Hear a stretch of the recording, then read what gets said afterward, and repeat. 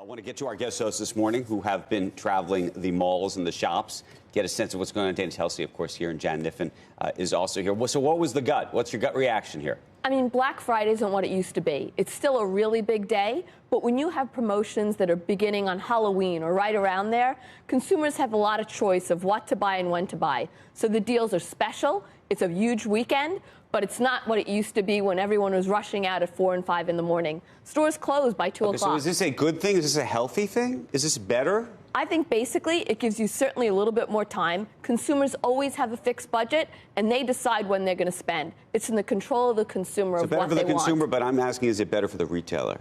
Retailers have more to make up in a shorter period of time. Always have, and it is more promotional than it ever felt before. So, Jan, what did you see?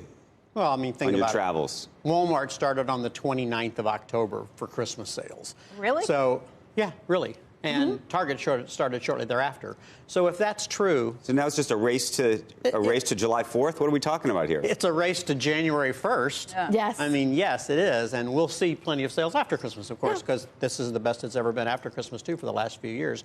But, yeah, so the whole thing has changed. I mean, this is my 55th year of either being in a store working or out looking at a store on Black Friday. I've never missed one, and it's changed dramatically. But when we started...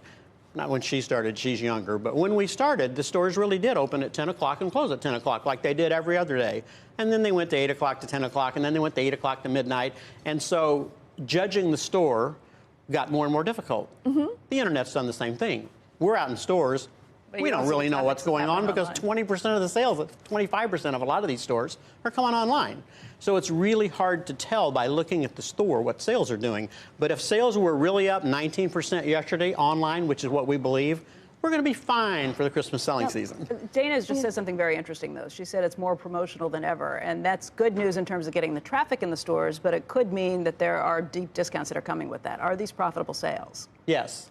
They are. They're planned promotions. Well, for most of these guys, they're planned promotions. The margin obviously gets, right? Well, and I assume there's going to be a lot of money losers that are trying to, it's the razors and blades situation, right? There are going to be certain products that are going to get you in the store, but I don't know if that works the same way online. Yeah. It does not. Right. We started out 2019. It was all about margin flow through. And look where we're ending 2019. What's the margin flow through? And I think when you think about the holiday season of 19, it's about the letter B. It's a binary holiday season, and it's value and convenience between the haves and the have-nots. It's basically about big box, Walmart and Target, and it's about brands. So if you got binary, you got brands, and you got big box. Okay, give me something unexpected, though. Tell me about the retailer that you think is actually going to win that everybody thinks is going to lose. Is there anybody out there that's not Walmart or Target or Amazon that you think is going to be a real... Here's two retailers that are going to win that other people don't think are going to win because people think the high end slowing down, the top 10% of the economy is not spending, and Kering, which is Gucci to most people, and Prada, which is a turnaround, are both going to do well despite the fact that people are trying to tell me the high end consumer is not strong. Not going to affect their sales, going to be strong. LVMH is going to do fine too, but they're already trading at a number that people find hard to buy. But they're going to do well, too. But Kering doesn't trade at those kind of numbers. And okay, so here's the question. Why would those brands work? And yet, obviously, we hear about, Nordstrom's and Neiman's and everybody else in that high-end space who's just been clobbered. Well, that's not brands. I know they're not brands. Selling the brands. I know that's the store selling the brands. But are doing fine all across the spectrum. But you think the brands are selling through, but they're selling through what channel that's working for them? They're selling through their own stores. They're selling online. They're selling in places like Nordstrom's and Neiman's. But they're changing their mix enough that they're harvesting the brand. The strong brands are winning. Third-party sellers of strong brands are losing. When you think about because the brands are going more direct to consumer, too. Right. And look like at Nike. pop-ups. Yeah. Okay, I have a terrible question for you. Because, so we were watching the Macy's Day Parade yesterday. So were we. We all were. And it's one of the great things in the world, and I love Macy's. How is Macy's going to do? And I'll tell you what came up at our dinner last night. Somebody said, I'm not going to say who, said, what happens if Macy's goes away one day? What happens to the parade? That was literally the conversation. And the 4th of July. And the 4th of July.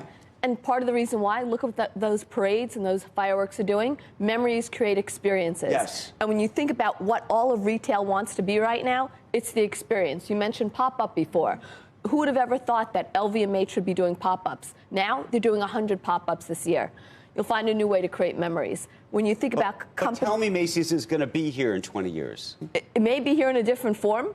It may not be here in the same number of stores that they have today, and it may not sell all the different categories that they sell today. We're going to have a different retail environment in 20 years. Look at Rent the Runway. Look at consignment. Look at subscription. We're going to have new names to talk about, and we need that with the evolution. However, Nordstrom's, Macy's, and Kohl's are going to still be here. All the rest of those people that fall into those categories may not be here, but those three are going to be with us. They're not highly levered. They're restructuring their business. The returns may not be what they've been. Dana may not be telling people to buy them because of that. However, they're not going away. What are the four again? You said. I said Nordstrom's, Macy's, and Kohl's will still be with us. So Macy's is still with us? They will still be with us. Okay, because we were talking about whether it become the Chase Parade or the Verizon Parade. It will be the Macy's Good. Parade. Yeah. Macy's is paying a 10% dividend. Macy's is buying back They have their great debt. real They're estate. reducing their debt load. They're doing all the things you have to do to stay with us. The question is, what's the return on investment going to be? But they're going to be here. Good. And so are Nordstrom and Kohl's. Yep. Okay, you just made a lot of people happy. Well, they will be here in different formats maybe than they are today. Right. With stores, I think it's Dana's maybe a smaller not as positive number. as you are. No, she doesn't think they're going away. No. She thinks they're going to be reconfigured. Yes. Well, they've already been reconfigured. There were 850 stores at one point in time.